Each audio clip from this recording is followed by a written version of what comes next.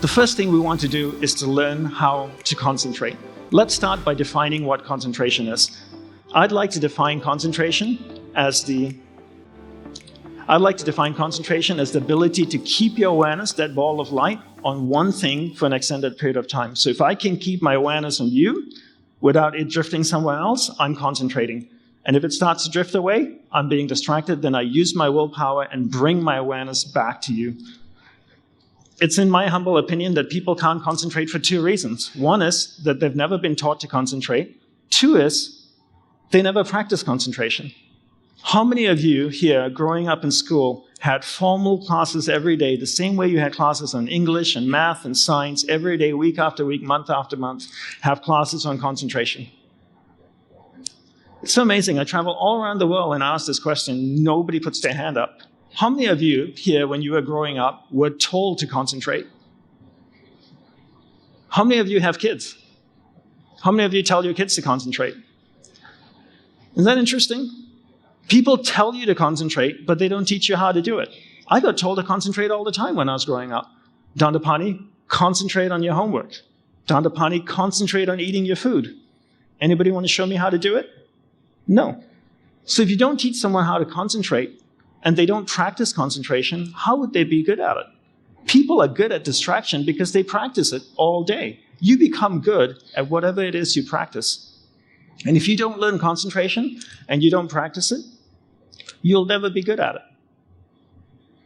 Even kids. If you have kids and your kids can't concentrate, you need to ask yourself a question first. Have I actually taught my child how to concentrate?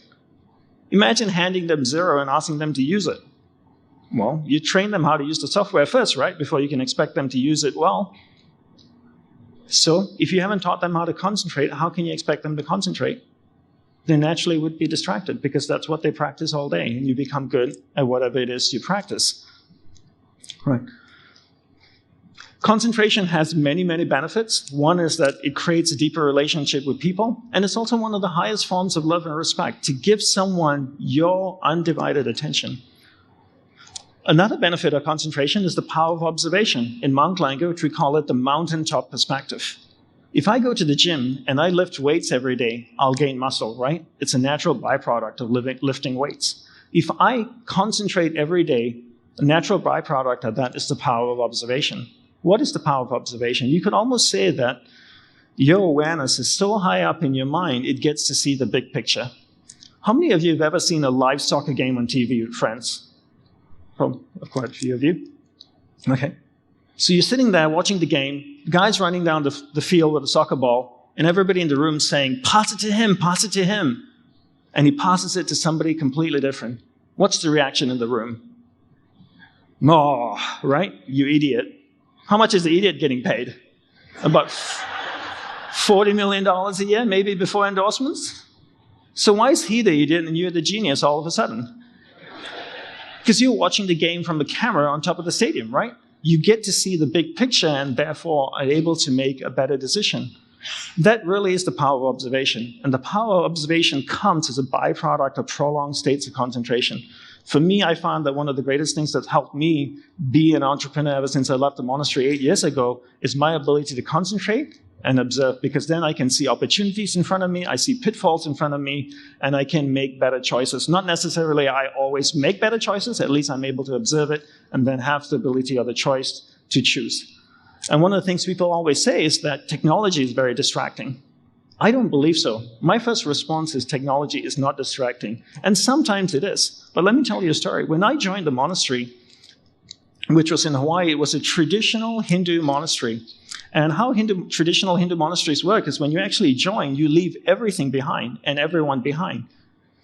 I only spoke to my parents twice a year on the phone. There was no email or written communication with them. I never spoke to any of my friends or relatives again.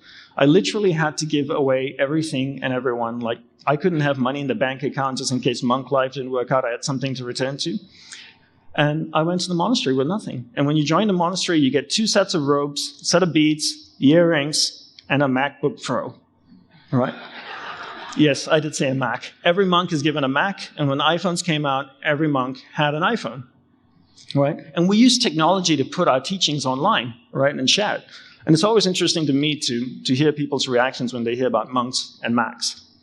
I remember this lady came to the monastery once and she asked me a question, and I said, why don't you send me an email and I'll send you back a response that my guru wrote, which I feel would be very insightful for you. And she looked at me kind of strangely and went, is it okay for monks to use email?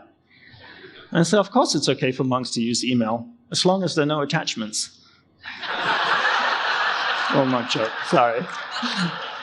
I had to throw that in, okay. So we believe in using technology. But the way we use technology is that we decided that we would use technology and not allow technology to use us. And that's really the big difference. So technology itself is extremely positive, and I'm a big technology user. But who's controlling where your awareness is going? Is the technology controlling it, or am I controlling it? And that's really the big thing, right? So how do we concentrate? We practice concentration by doing one thing at a time and integrating this practice into our everyday life. How many of you here have a spouse or partner that you live with? So quite a few of you. What a great opportunity to practice concentration. Every time you speak with your partner or your spouse, give them your undivided attention. Keep your awareness of them. If it drifts away, gently and lovingly bring it back. It drifts away again, gently and lovingly bring it back. The more you practice this throughout the day, the better you become at concentrating. If you have employees, every time you speak with an employee or a team member from your company or your business, give them your undivided attention.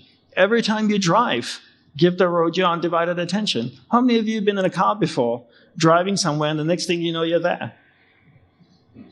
Do you drive the Night Rider car? How did you get there? Isn't it scary? You're in a metal box going at 110 kilometers an hour down the freeway, and you have no idea who's in charge. What a great opportunity to practice concentration.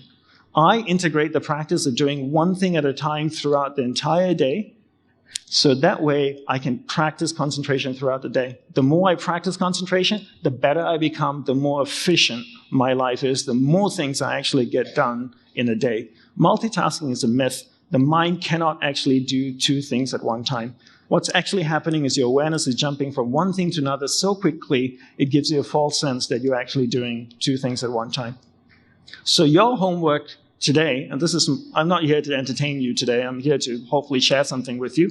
So monk homework today is to go home, pick one person in your life that you want to start giving your undivided attention to, whether it's your spouse, your child, your business partner, it doesn't matter who it is. Pick one person.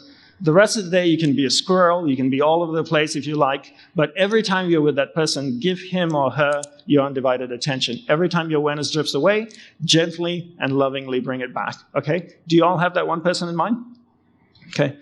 Because all of these tools are completely useless unless you practice them, right? It doesn't really work. You have to actually apply it in your life. So this is one way to actually start developing concentration.